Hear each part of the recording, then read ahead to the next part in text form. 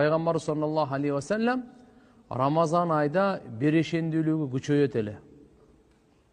Ансыз деле кана Расулуллах саллаллаху алейхи ва саллям ажвадан нас. Пайгамбарыбыз Мухаммад алейхиссалам адамзаттын эң жоомарты, эң берешени адамзаттын.